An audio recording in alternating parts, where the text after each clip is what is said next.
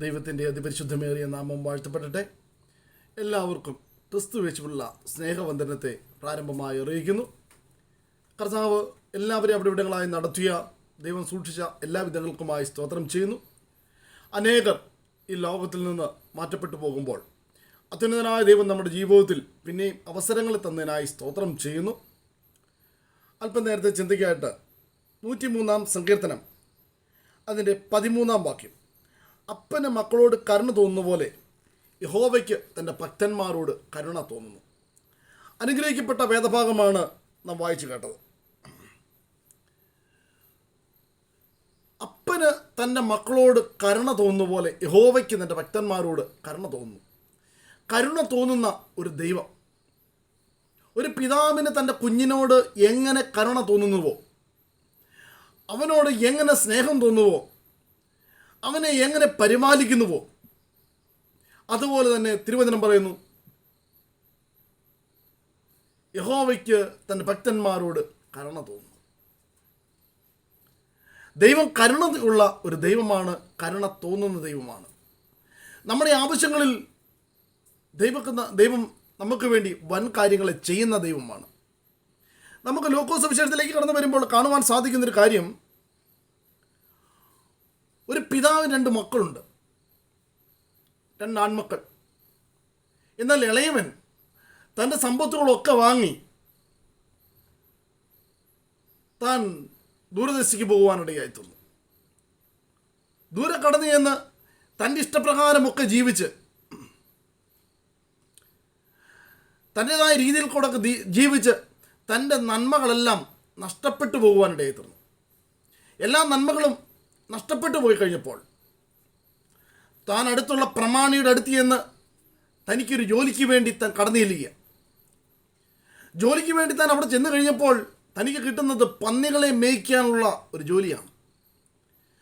പന്നികളെ മേയ്ക്കുവാൻ ജോലി കിട്ടി. അദ്ദേഹം ചിന്തിക്കുന്നൊരു കാര്യം, പന്നിക്ക് കൊടുക്കുന്ന വളവരെയെങ്കിലും കിട്ടിയാൽ തൻ്റെ വിശപ്പ് മാറും. അപ്പോൾ ഒന്നും ഇല്ലാത്ത അനുഭവത്തിലേക്ക് താൻ കടന്നു വരുവാനിടയായി തോന്നുന്നു. തൻ്റെ എല്ലാ നന്മകളും നഷ്ടപ്പെട്ട്, എല്ലാ അനുഗ്രഹങ്ങളും നഷ്ടപ്പെട്ട്, തൻ്റെ സമ്പത്തുകളൊക്കെ നഷ്ടപ്പെട്ട്, എല്ലാം നഷ്ടപ്പെട്ട് ഒന്നുമില്ലാത്തവനെ പോലെ ഒരു ജോലിക്കാരനായി മാറുവാനിടയായി തോന്നുന്നു.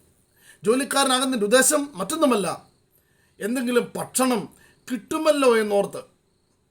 എന്നാൽ അതും തനിക്ക് നന്മയായി തീർന്നില്ല എന്ന് കാണുവാൻ സാധിക്കുന്നു. അങ്ങനെ ഇരിക്കുമ്പോഴാണ് താൻ തൻ്റെ പിതൃഭവനത്തെ ഓർക്കുവാനിടയായി തീർന്നത്. അവിടെ അനേകർ, തിരുവചനം പറയുന്നു, അവൻ സുബോധം വന്നിട്ട് അവൻ എൻ്റെ അപ്പൻ്റെ എത്ര കൂലിക്കാർ ഭക്ഷണം കഴിച്ച് ശേഷിപ്പിക്കുന്നു, ഞാനോ വിശപ്പ് കൊണ്ട് നശിച്ചു പോകുന്നു.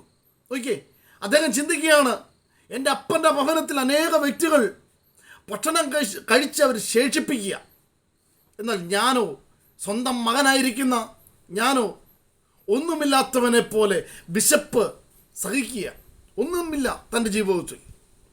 അങ്ങനെ ഇരിക്കുമ്പോൾ അദ്ദേഹത്തിന് തോന്നി തനിക്കൊന്ന് മടങ്ങിപ്പോകാം, തൻ്റെ പിതാവിൻ്റെ അരികിലേക്ക് താൻ മടങ്ങിപ്പോകാമെന്ന് ചിന്തിച്ച് തൻ്റെ പിതാവിൻ്റെ അരികിലേക്ക് താൻ പോകുന്നതായിട്ട് കാണുവാൻ സാധിക്കുന്നു. ദൂരെ നിന്ന് കാണുമ്പോൾ തന്നെ അപ്പനെ കാണുകയും ആ അപ്പനെ മനസ്സിലാക്കി ഓടിച്ചെന്ന് അപ്പനെ കെട്ടിപ്പിടിച്ച് അപ്പൻ ചുംബിക്കുന്നതായിട്ട് കാണുവാൻ സാധിക്കുന്നു മകനെ.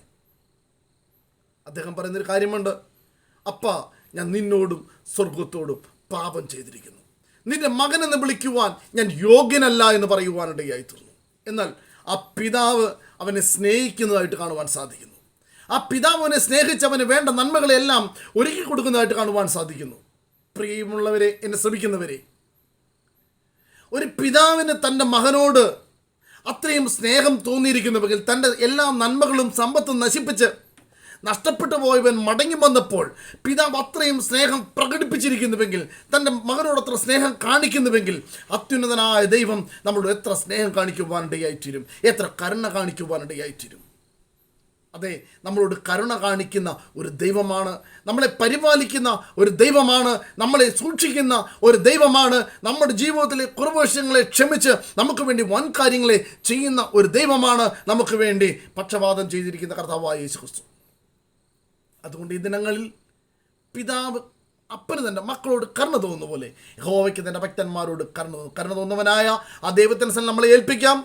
നമ്മളെ തന്നെ ഒരുക്കാം. ഈ തിരുവചനങ്ങളാൽ കർത്താവ് നമ്മളെല്ലാവരെയും ധാരാളമായി അനുഗ്രഹിക്കട്ടെ. ഒരു നിമിഷം ഞാൻ നിങ്ങൾക്ക് വേണ്ടി പ്രാർത്ഥിക്കുന്നു. വേനുള്ള ഭാഗത്ത് നിങ്ങളുടെ കരങ്ങൾ വെക്കുക, വിശ്വാസത്തോടെ കരം വെക്കുക. യേശു നിങ്ങളെ സൗഖ്യമാക്കും. പരിശുദ്ധനായ ദൈവമേ, സ്വർഗീയ നല്ല പിതാവേ, കേൾക്കപ്പെട്ട വചനത്തിനായ സ്തോത്രം. കർത്താവ് അനുഗ്രഹിക്കണമേ. രോഗികൾക്ക് വേണ്ടി പ്രാർത്ഥിക്കുന്നു. പല സ്ഥലങ്ങളിൽ, ഹോസ്പിറ്റലുകളിൽ, കർത്താവ് പല മേഖലകളിൽ ഭവനങ്ങളായിരിക്കുന്ന രോഗികളെ ഓർത്ത് പ്രാർത്ഥിക്കുന്നു.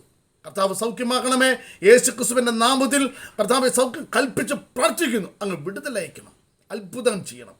പിതാവിൻ്റെ കരങ്ങളിലേക്ക് ഏൽപ്പിക്കുന്നു, യേശു ക്രിസ്തുവിൻ നാമത്തിൽ തന്നെ. ആമേൻ. കർത്താവ് എല്ലാവരും ധാരാളമായി അനുഗ്രഹിക്കട്ടെ.